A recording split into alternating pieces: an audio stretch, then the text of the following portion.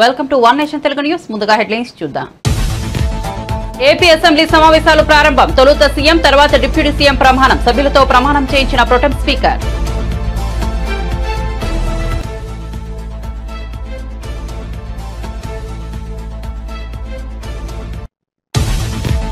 కాంగ్రెస్ కండువా కప్పుకున్న పోచారం శ్రీనివాసరెడ్డి. బీఆర్ఎస్ కు షాక్ ఇచ్చిన పోచారం. ఇంటి ముందు నేతల ఆందోళన. రైతుల కష్టాలు తీరాలని కాంగ్రెస్ లో చేరుతున్నట్లు పోచారం ప్రకటన.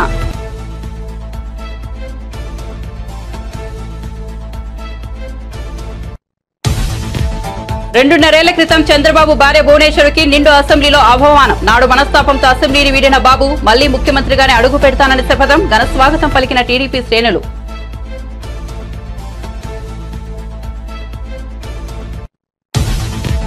రుణమాఫీ, రైతు భరోసాపై సీఎం రేవంత్ రెడ్డి కీలక ప్రకటన. రాహుల్ గాంధీ రుణమాఫీపై మాట ఇచ్చారని గుర్తు చేసిన ముఖ్యమంత్రి కటాఫ్ తేదీ డిసెంబర్ 12, 2018 నుంచి డిసెంబర్ 9, 2023గా నిర్ణయించినట్లు వెల్లడి.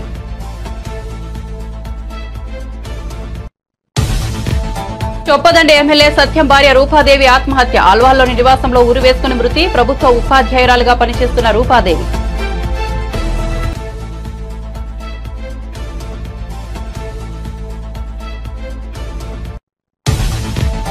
ఏపీ నూతన డీజీపీగా బాధ్యతలు స్వీకరించిన ద్వారకా తిరుమలరావు. మంగళగిరిలోని పోలీస్ హెడ్ క్వార్టర్స్ లో సంతకం చేసి ఛార్జ్ తీసుకున్న వైనం.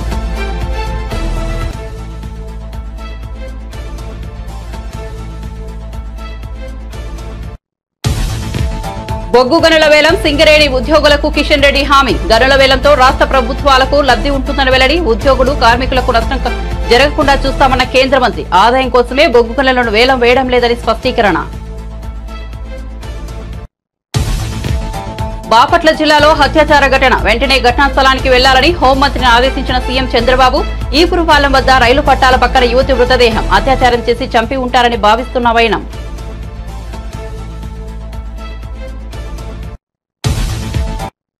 ఇక వార్త వివరాల్లోకి వెళ్తే ఆంధ్రప్రదేశ్ అసెంబ్లీ సమావేశాలు శుక్రవారం ఉదయం ప్రారంభమయ్యాయి. తొలుత కొత్త సభ్యులతో ప్రొటెం స్పీకర్ గోరంట్ల బుచ్చయ్య చౌదరి సభ్యులతో ప్రమాణ స్వీకారం చేయించారు. ముందుగా టీడీపీ అధినేత సీఎం చంద్రబాబు నాయుడుతో ప్రొటెం స్పీకర్ ప్రమాణ స్వీకారం చేయించారు. అసెంబ్లీకి ప్రణమిల్లి సభలోకి అడుగుపెట్టిన చంద్రబాబు గోరంట్ల బుచ్చయ్య చౌదరి సమక్షంలో శాసన సభ్యుడిగా ప్రమాణం చేశారు. అనంతరం deputy CM, Janasena chief Pawan Kalyan ఎమ్మెల్యేగా ప్రమాణం చేశారు.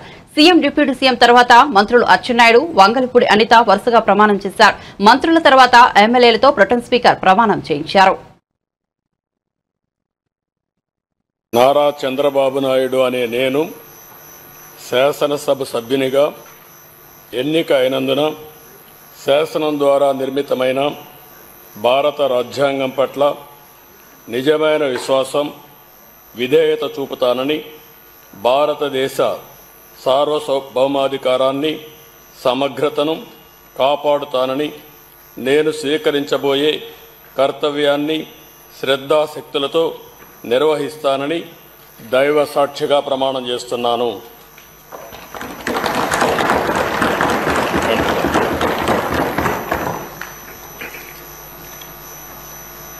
ఆంధ్రప్రదేశ్ శాసనసభ సభ్యుడైన నారా చంద్రబాబు నాయుడు అనే నేను సభ నియమాలకు కట్టుబడి ఉంటానని, వాటిని అనుసరిస్తానని, సభా మర్యాదలను పాటిస్తానని, సాంప్రదాయాలను గౌరవిస్తానని దైవ సాక్షిగా ప్రమాణం చేస్తున్నాను. రాజ్యాంగం కొణిదెల పవన్ కళ్యాణ్ అనే నేను శాసనసభ సభ్యుడిగా ఎన్నికైనందున శాసనం ద్వారా నిర్మితమైన భారత రాజ్యాంగం పట్ల నిజమైన విశ్వాసం, విధేయత చూపుతానని, భారతదేశ సార్వభౌమాధికారాన్ని, సమగ్రతను కాపాడుతానని, నేను స్వీకరించబోయే కర్తవ్యాన్ని శ్రద్ధాశక్తులతో నిర్వహిస్తానని దైవ సాక్షిగా ప్రమాణం చేస్తాను.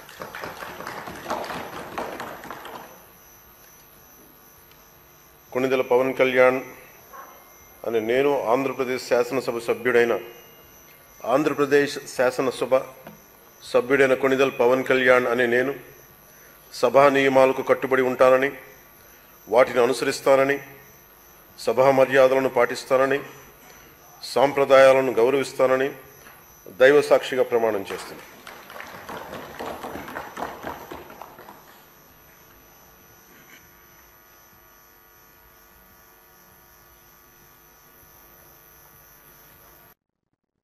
అసెంబ్లీ సమావేశాల కోసం ఏపీ ముఖ్యమంత్రి నారా చంద్రబాబు నాయుడు అసెంబ్లీకి వచ్చారు. ఈసారి ఆయన రాకకు ఎంతో ప్రాధాన్యం ఏర్పడింది.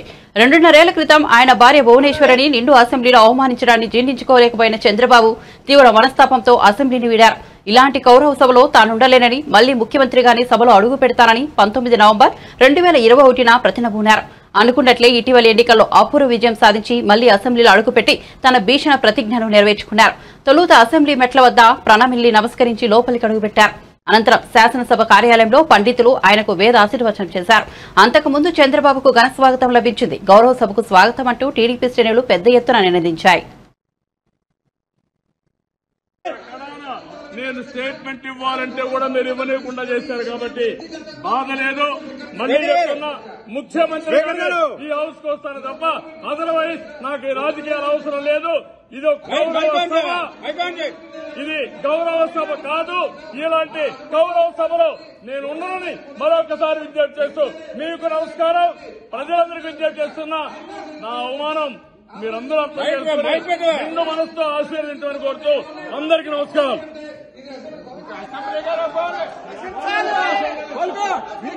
పత్రం స్టార్ట్ అయింది, మీకు పత్రం స్టార్ట్ అయింది, పత్రం స్టార్ట్ అయింది, మీకు పత్రం స్టార్ట్ అయింది. మళ్ళీ గవర్నమెంట్ లో కొట్టుకొస్తా.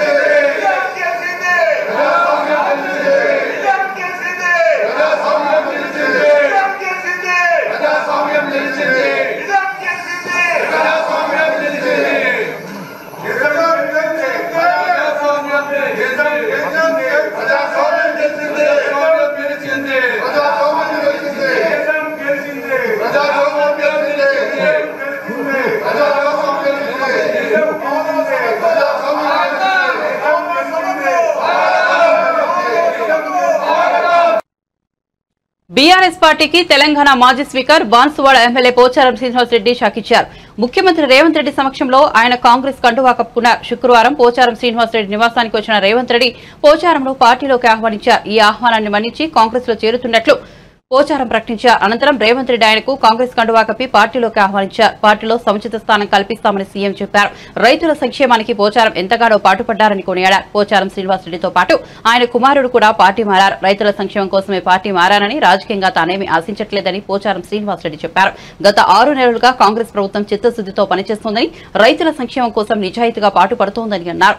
ఎన్ని ఇబ్బందులు ఎదురవుతున్నా అన్నదాతను ఆదుకునే విషయంలో వెనకడుగు వేయలేదని ప్రభుత్వాన్ని ప్రశంసించారు. ఈ నేపథ్యంలో తన రాజకీయ ప్రస్థానం కాంగ్రెస్ నుంచే మొదలైందని ఆయన గుర్తు చేసుకున్నారు. రాష్ట్ర ప్రగతి, రైతుల ప్రగతి కోసం పనిచేస్తానని వివరించారు.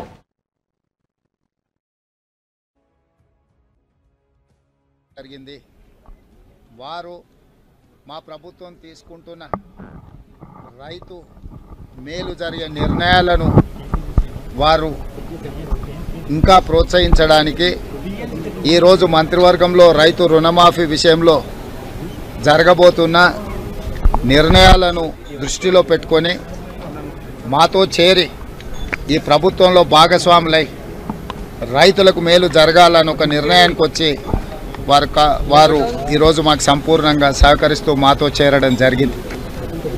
ఈ విషయాలన్నిటిని దృష్టిలో పెట్టుకొని రేపు భవిష్యత్తులో ఒక పక్కన సీనియర్ నాయకులందరితో పాటు సమానంగా పోచారం శ్రీనివాసరెడ్డి గారికి సముచితమైన గౌరవం, మర్యాద, వారిచ్చే సూచనలు, సలహాలు ఈ ప్రభుత్వం పాటిస్తుంది.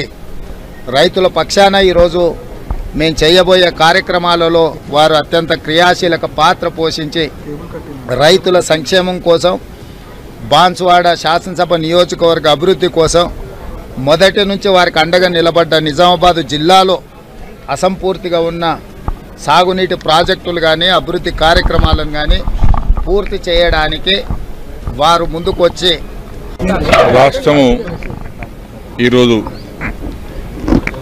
ఏర్పడి 10 సంవత్సరాలు పూర్తయిన తర్వాత కొత్త ప్రభుత్వము రేవంత్ రెడ్డి గారి యొక్క గౌరవనీయులు రేవంత్ రెడ్డి గారి యొక్క నాయకత్వంలో కొత్త ప్రభుత్వం కాంగ్రెస్ ప్రభుత్వం ఏర్పడిన తర్వాత జరుగుతున్నటువంటి పరిణామాలను కూడా నేను చూస్తూ ఉన్నాను. వారిని అందుకే ఈరోజు నేను స్వాగతించాను. మా ఇంటికి మనస్ఫూర్తి వారికి స్వాగతించాను. వారు చేస్తున్నటువంటి కార్యక్రమాలు రైతు పక్షపాతిగా, రైతు సంక్షేమం కోసం, రాష్ట్రంలో ఉన్నటువంటి సాగునీటి ప్రాజెక్టుల ప్రగతి కోసం వారు తీసుకున్న నిర్ణయాలన్నీ కూడా ఆమోదయోగ్యమైనటువంటి నిర్ణయాలు ఉన్నాయి. కాబట్టి నేను కూడా ఇప్పుడు అగ్రికల్చర్గా నేను రైతు బిడ్డను కాబట్టి, పుట్టుకతో రైతు కాబట్టి, వ్యవసాయంతో ఉన్నటువంటి కష్టసుఖాలు నేను తెలుసు కాబట్టి వారు చేసేటువంటి ప్రతి మంచి పనికి, రైతాంగానికి వారు చేస్తున్నటువంటి కార్యక్రమాలకు అండగా ఉండాలని, అండగా ఉండి రైతు సంక్షేమాన్ని కోరుకోవాలని, రైతులు బాగుపడాలని, రైతుల కష్టాలు తీరాలనే ఒక ఆకాంక్షతో నేను ఈరోజు వారి నాయకత్వంలో, రేవంత్ రెడ్డి గారి నాయకత్వంలో కాంగ్రెస్ పార్టీలో వచ్చాం. తప్పనిసరిగా ఈ ప్రభుత్వం గత 6 మాసాలుగా చూస్తూ ఉన్నాం, అబ్జర్వ్ చేస్తూ ఉన్నాం. చిత్తశుద్ధితో పనిచేస్తూ ఉన్నారు. కొత్త ప్రభుత్వం, కొత్త సమస్యలు వస్తాయి. వాటిని అధిగమించి చిన్న వయసులోనే ధైర్యంతో ముందుకెళ్తూ రాష్ట్రాన్ని ముందుకు తీసుకెళ్తా ఉన్నారు. వారిని నేను మెచ్చుకుంటా ఉన్నాను, అభినందిస్తూ ఉన్నాను. వాళ్ళ క్యాబినెట్ కూడా అభినందిస్తూ ఉన్నాను. కాబట్టి మంచి ఆలోచనతో వారు వచ్చారు.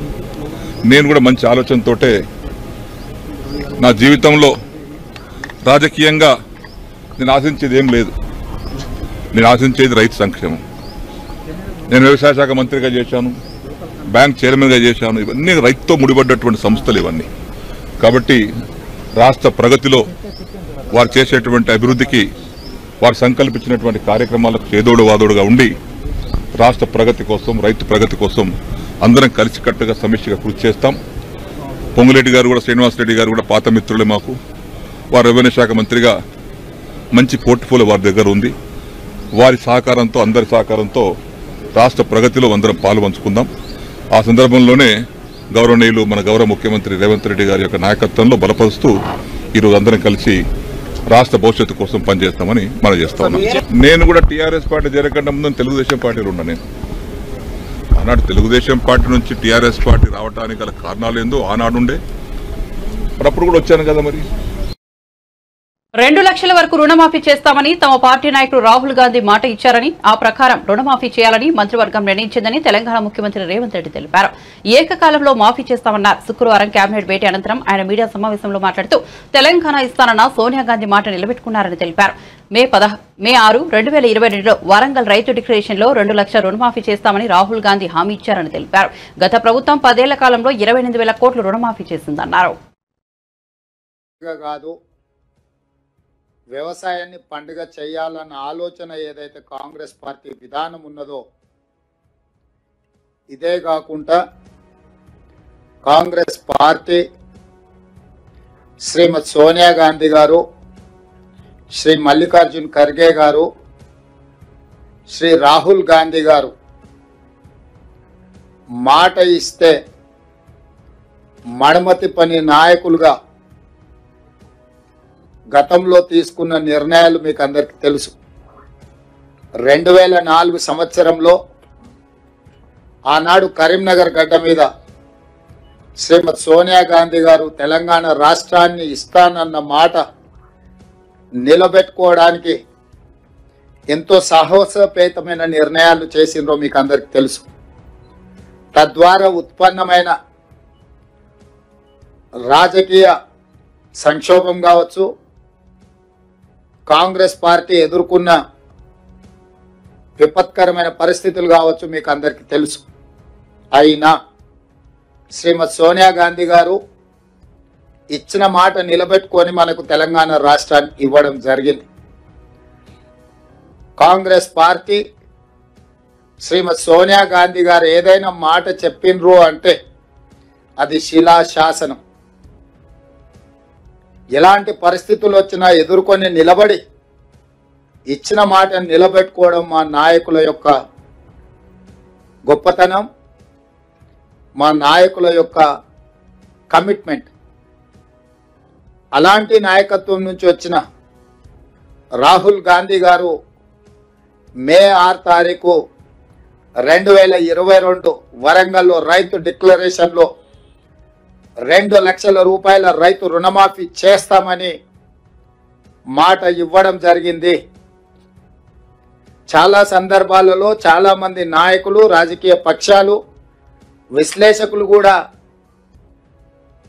గతంలో ఉన్న పాలకుల యొక్క ప్రకటనలు, నిర్ణయాలను దృష్టిలో పెట్టుకొని కాంగ్రెస్ పార్టీ కూడా అలవి కానీ అమలు చేయలేని హామీలు ఇచ్చింది అన్నట్టుగా చర్చలు, విశ్లేషణలు చేయడం మొదలుపెట్టిండ్రు.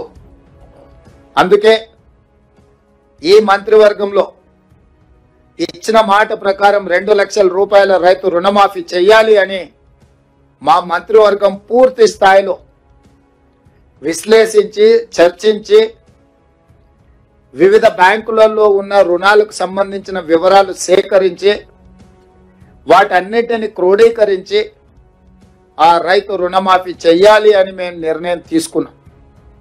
తెలంగాణ రాష్ట్రం వచ్చిన తర్వాత గత ప్రభుత్వం 2 సార్లు ప్రభుత్వాన్ని ఏర్పాటు చేసినప్పుడు 2014 నుంచి 2018, 2018 నుంచి 2023 వరకు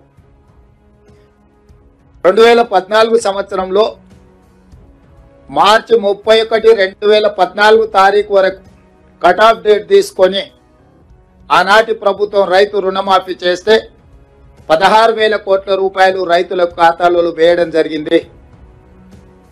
అదేవిధంగా 2018 తెలంగాణ కాంగ్రెస్ ఎమ్మెల్యే భార్య ఆత్మహత్య కలకలం సృష్టించింది. కరీంనగర్ జిల్లా చొప్పదండి కాంగ్రెస్ ఎమ్మెల్యే మేడిపల్లి సత్యం భార్య రూపాదేవి గురువారం సాయంత్రం బల్వన్ మరణానికి పాల్పడ్డారు. అల్వాన్లోని పంచచీర్ కాలనీలో నివాసం ఆమె ఉరివేసుకున్నారు. రూపాదేవి వికారాబాద్ జిల్లాలో ప్రభుత్వ ఉపాధ్యాయురాలుగా పనిచేస్తున్నారు. ఆమె ఆత్మహత్య చేసుకోవడానికి కారణాలు తెలియాల్సి ఉంది. కేసు నమోదు చేసుకున్న పోలీసులు సూసైడ్ కు గల కారణాలపై దర్యాప్తు చేస్తున్నారు. రూపాదేవి మృతదేహాన్ని కొంపల్లిలోని ఓ ప్రైవేట్ ఆసుపత్రికి తరలించారు. 11:15 అట్లా మాకు రిపోర్ట్ వచ్చింది. దాంతో మేము స్పాట్కి వెళ్ళి చూసాము. ఆడిపోయి కనుక్కుంటే ఏంటంటే 10 o'clock భోజనం చేసిన తర్వాత రూపాదేవి గారు స్టమక్ ఎక్కువ వస్తుందని చెప్పేసి, భరించలేని నొప్పి అని చెప్పేసి వాష్రూమ్కి వెళ్తామని చెప్పేసి బెడ్రూమ్లోకి వెళ్ళిపోయి డోర్ లాక్ చేసుకున్నారు. చాలాసేపు చూసరికి ఇంకా రావట్లేదని చెప్పేసి వీళ్ళు డౌట్ వచ్చేసి మళ్ళీ పోయి తలుపు కొట్టేసి ఇంతకి ఓపెన్ చేయకపోయేసరికి వీళ్ళు విండో పగలగొట్టి చూశారు లోపలికి. అప్పటికి ఆమె చీరతోటి హ్యాంగ్ చేసుకుంటుంది, ఫ్యాన్కి పెట్టేసుకొని. వీళ్ళు పక్క వాళ్ళతోటి సపోర్ట్ తోటి డోర్ పగలగొట్టి లోపలికి ఆయన చీరను అది కట్ చేసుకొని రెండు హాస్పిటల్ తీసుకుని వచ్చేసి డాక్టర్ చెక్ చేసి బ్రాడ్ డెడ్ అని చెప్తారు. మాకు తెలిసిన దీని ప్రకారం ప్లస్ వాళ్ళ ఇచ్చిన మదర్ కంప్లైంట్ ఇచ్చారు. దీంట్లో మదరు కూడా అక్కడే ఉన్నారు, వాళ్ళ పిల్లలు ఉన్నారు, ఇంట్లోనే ఉన్నారు. డిన్నర్ చేసిన తర్వాత జరిగింది. తర్వాత అంతకుముందే వాళ్ళ భర్తతో మాట్లాడుతుంది, ఇది ఈ విషయమే పెయిన్ వస్తుందని చెప్పేసి. అది సఫరింగ్ ఫ్రమ్ 3 years ఇల్లీగల్గా ఉన్నారు. వేరే డాక్టర్ చూపించినా కూడా అది సెట్ కాలేదు. అది హోమియో వైద్యం కూడా వాడుతున్నారు. కానీ వాళ్ళ మదర్తో చాలాసార్లు అన్నారు, ఈ ఎంత జీవితాంతం ఇదే బాధలు అనుభవించాలా అని చెప్పేసి ఆవిడ కొద్దిగా డిప్రెషన్లో ఉన్నారు. దాంతో జరిగిందని చెప్పేసి ఇక్కడ మిగతా మనకు ఎలాంటి డౌట్లు దాంట్లో అయితే ఏమి లేదు. ఫోన్ తీసుకున్న ఫోన్లో కూడా ఎటువంటి కాల్స్ కానీ మెసేజ్ కానీ ఏం లేవు అని సీజ్ చేసుకున్నాం. అన్ని సెర్చ్ చేసాం, ఎటువంటి సూసైడ్ నోట్ కానీ ఇవి కానీ ఏమీ లేవు. వీడియో కాల్ చేయలేదు, ఫోన్లో మాట్లాడారు. ఫోన్లోనే మాట్లాడారు. ఇదే బాధపరచలేక అని చెప్పేసి ఆయన అప్పటికే నేను వస్తున్నా అని చెప్పేసి చెప్పారు, ఫోన్ చేశారు. సీనియర్ ఐపీఎస్ అధికారి ద్వారకా తిరుమలరావు ఏపీ నూతన డీజీపీగా బాధ్యతలు స్వీకరించారు. మంగళగిరిలోని పోలీస్ హెడ్ క్వార్టర్స్ కు విచ్చేసిన ద్వారకా తిరుమలరావుకు పోలీసులు గౌరవ వందనం సమర్పించారు. అనంతరం ఆయన తన ఛాంబర్లో సంతకం చేసి డీజీపీగా బాధ్యతలు చేపట్టారు. ఆయనకు శంఖప్రతాప్ బాక్షి, వినీత్ బ్రిజ్లాల్, రాజకుమారి తదితర సీనియర్ ఐపీఎస్ అధికారులు శుభాకాంక్షలు తెలిపారు. ద్వారకా తిరుమలరావు 2021 నుంచి ఇప్పటి వరకు ఆర్టీసీ ఎంటీగా ఉన్నారు. ఆయన ఉమ్మడి ఆంధ్రప్రదేశ్ క్యాడర్ కు చెందిన 1989 బ్యాచ్ ఐపీఎస్ అధికారి. కర్నూలు జిల్లా ఏఎస్పీగా ఆయన ప్రస్థానం మొదలైంది. జిల్లా స్థాయిలోనూ railway, CID, CBI, SBI, octopus counter, intelligence తదితర విభాగాల్లోనూ కీలక బాధ్యతలు నిర్వర్తించారు. సీనియారిటీ ప్రకారం ద్వారకా తిరుమలరావు మొదటి స్థానంలో ఉండటంతో ఆయన్ను ఏపీ డీజీపీ పదవి వరించింది.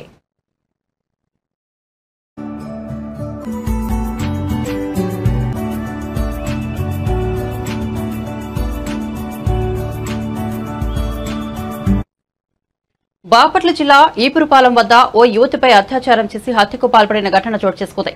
రైలు పట్టాల పక్కనే యువతి మృతదేహం పడి ఉంది. ఆమెకు స్థానిక సీతారాంపేటకు చెందిన యువతిగా గుర్తించారు. ఈ ఘటనపై సీఎం చంద్రబాబు ఆగ్రహం వ్యక్తం చేశారు. వెంటనే ఘటనా స్థలానికి వెళ్లి బాధిత కుటుంబాన్ని కలవాలని హోంమంత్రి వంగల్పూడి అనితను ఆదేశించారు. మృతురాలి కుటుంబానికి ప్రభుత్వం తరపున అండగా ఉండాలని చంద్రబాబు నిర్దేశించారు. వేగంగా దర్యాప్తు చేసి నిందితులకు కఠిన శిక్ష పడేలా చూడాలని స్పష్టం చేశారు. దర్యాప్తులో అలసత్వం లేకుండా జాప్యం జరగకుండా చూడాలని పేర్కొన్నారు. కాగా ముఖ్యమంత్రి చంద్రబాబు ఆదేశాలతో రాష్ట్ర హోంమంత్రి అనిత బాపట్ల జిల్లా ఈపురుపాలెం వెళ్లి సంఘటనా స్థలాన్ని పరిశీలించారు. బాధిత కుటుంబాన్ని పరామర్శించారు. తప్పకుండా న్యాయం చేస్తామని భరోసా ఇచ్చారు.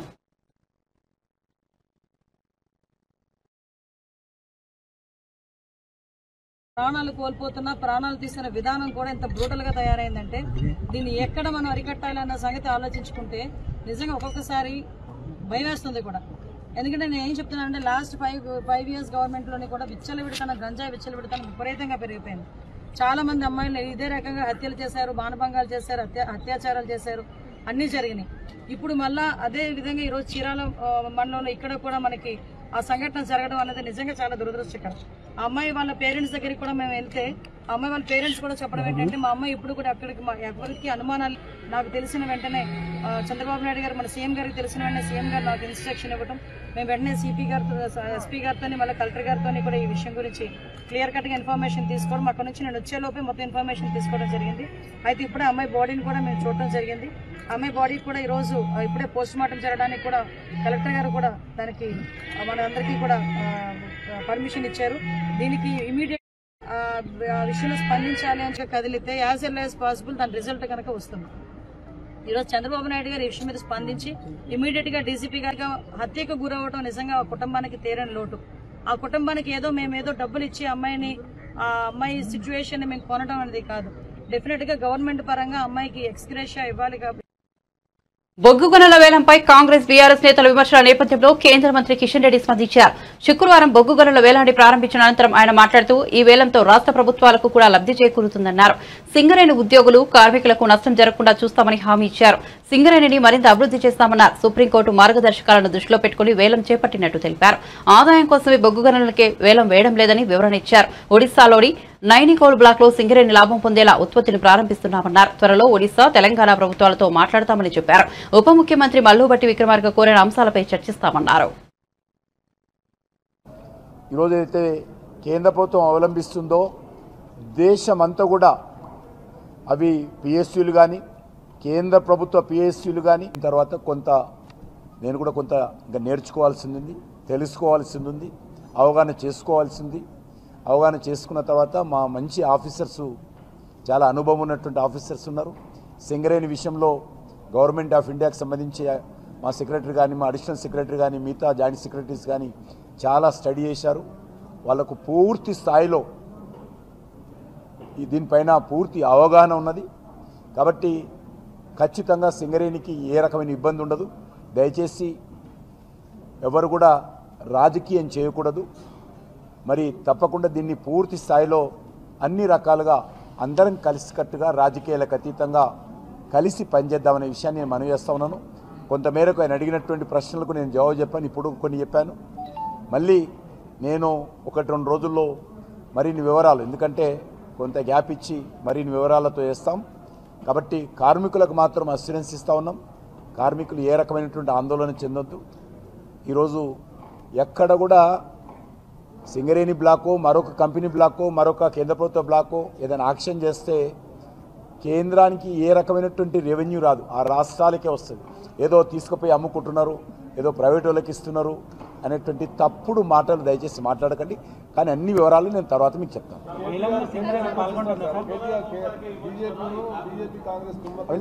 అవి చాలా రోజుల నుంచి అంటారు. ఇప్పుడు భారతీయ జనతా పార్టీ చాలా ఈజీగా దొరుకుతుంది వాళ్ళకు. కాంగ్రెస్ వాడు అంటాడు బీజేపీ బీఆర్ఎస్ ఒకటని, బీఆర్ఎస్ వాడు అంటాడు కాంగ్రెస్ బీజేపీ ఒకటని. కాబట్టి పొంతన లేనటువంటి మాటలు, అవగాహన లేనటువంటి మాటలు రాజకీయపరమైనటువంటి మాటలు. బులెటిన్ ముగించే ముందు హెడ్లైన్స్ మరోసారి చూద్దాం. ఏపీ అసెంబ్లీ సమావేశాలు ప్రారంభం. తొలుత సీఎం, తర్వాత డిప్యూటీ సీఎం ప్రమాణం. సభ్యులతో ప్రమాణం చేయించిన ప్రొటెం స్పీకర్.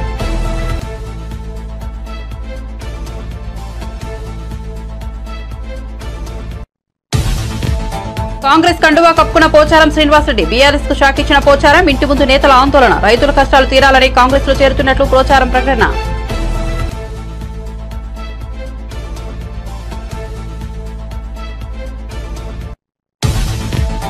రెండేళ్ల క్రితం చంద్రబాబు భార్య భువనేశ్వరుడికి నిండు అసెంబ్లీలో అవమానం. నాడు మనస్తాపంతో అసెంబ్లీని వీడిన బాబు మళ్లీ ముఖ్యమంత్రిగానే అడుగు పెడతారని శపథం. ఘన స్వాగతం పలికిన టీడీపీ శ్రేణులు.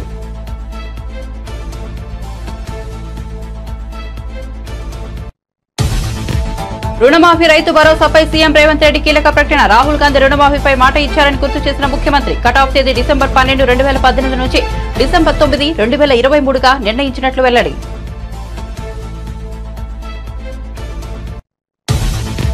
చొప్పదండి ఎమ్మెల్యే సత్యం భార్య రూపాదేవి ఆత్మహత్య. అల్వాల్లోని నివాసంలో ఉరివేసుకునే మృతి. ప్రభుత్వ ఉపాధ్యాయురాలిగా పనిచేస్తున్న రూపాదేవి.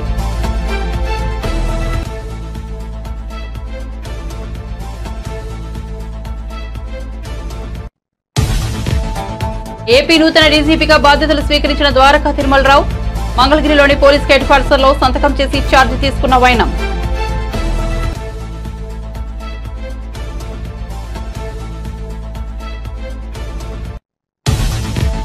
బొగ్గు గనుల వేలం. సింగరేణి ఉద్యోగులకు కిషన్ రెడ్డి హామీ. గనుల వేలంతో రాష్ట్ర ప్రభుత్వాలకు లబ్ధి ఉంటుందని వెల్లడి. ఉద్యోగులు కార్మికులకు నష్టం జరగకుండా చూస్తామన్న కేంద్ర మంత్రి. ఆదాయం కోసమే బొగ్గు గనులను వేలం వేయడం లేదని స్పష్టీకరణ.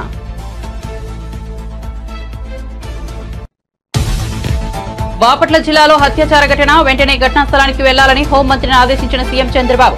ఈపురుపాలెం వద్ద రైలు పట్టాల పక్కన యువతి మృతదేహం. అత్యాచారం చేసి చంపి ఉంటారని భావిస్తున్న వైనం.